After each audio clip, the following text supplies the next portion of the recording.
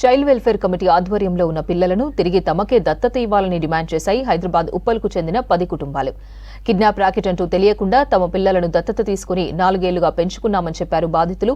తమ దగ్గర నుంచి పిల్లలు స్వాధీనం చేసుకున్న చైల్డ్ వెల్ఫేర్ కమిటీ తిరిగి ఇవ్వడం లేదన్నారు. తాము పెంచిన పిల్లలను న్యాయబద్ధంగా తిరిగి దత్తత తీసుకోవడానికి చేసిన ప్రయత్నాలు ఫలించలేదని చెప్పారు. ప్రాసెస్ ప్రకారం పిల్లలు ఎవరికైనా రావచ్చని చైల్డ్ వెల్ఫేర్ అథారిటీ చెబుతోందని ఆవేదన వ్యక్తం చేశారు. ఇన్నాళ్లు పెంచుకున్న పిల్లలని తమకు ఇప్పించాలని సీఎం రేవంత్ రెడ్డిని కోరాయి 10 కుటుంబాలు. దయచేసి మా పిల్లల్ని, మా 10 మంది పిల్లల్ని మాకు ఇప్పించండి అన్న. మా పిల్లలు పోయినా కానించి ప్రతిరోజు నిన్నే తలుసుకుంటున్నామన్నా. 6 నెలల నుంచి 7 సార్లు మీ ఇంటి దగ్గరకు వచ్చినామన్నా. మీ ఇంటి దగ్గర లోపలికి రానివ్వలేదన్నా మమ్మల్ని. దయచేసి మా పిల్లల్ని మాకు ఇప్పించండి అన్న. 4 సంవత్సరాలుగా పెంచుకున్నా అన్న నా బిడ్డని. 6 నెలల నుంచి ఏడుస్తున్నా అన్న.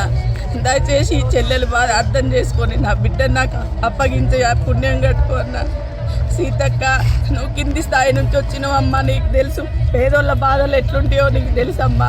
దయచేసి నా బిడ్డని నాకు అందించమ్మా. నీకోసం నేను ములుగు కూడా వచ్చిందమ్మా. దయచేసి నా బిడ్డని నాకు ఇప్పించి పుణ్యం కట్టుకో అమ్మా. నా భర్త కూడా లేడమ్మా, నేను ఉంటాను దాన్ని. నా బిడ్డే నాకు ఆధారం. నా బిడ్డ లేకుండా నేను బ్రతకలేనమ్మా. నా బిడ్డ లేకుండా నేను శిశువారి ముందట ఆత్మహత్య చేసుకుంటామ్మా. నాకు ఇంటికాడ ఎవరు లేరమ్మా.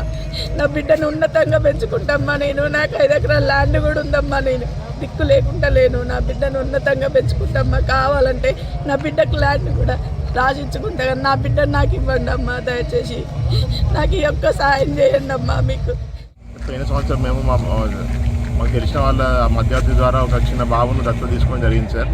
పోయిన అక్టోబర్లో తీసుకున్నాం సార్. పోయిన సంవత్సరం 1 ఇయర్ అయిపోయింది సార్ బాబు ఇప్పటికి.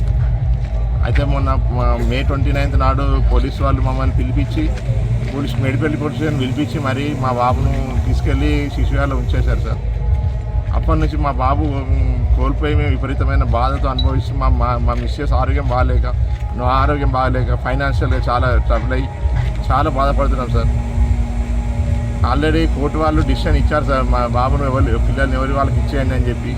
దానిపైన మళ్ళీ CWC వాళ్ళు రిక్విషన్ వేసి మళ్ళీ స్టే తెచ్చుకొని ఆ ఆర్డర్స్ని ఆపేశారు సార్.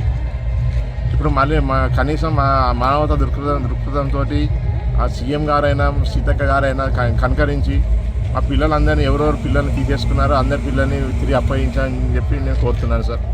దయచేసి నా విన్నపాన్ని మన్నించండి సార్. దయచేసి చాలామంది స్ట్రగుల్ అవుతారు సార్. ఆరోగ్యాలు బాగాలేక చనిపోతామని కూడా స్టేట్మెంట్ ఇస్తారు.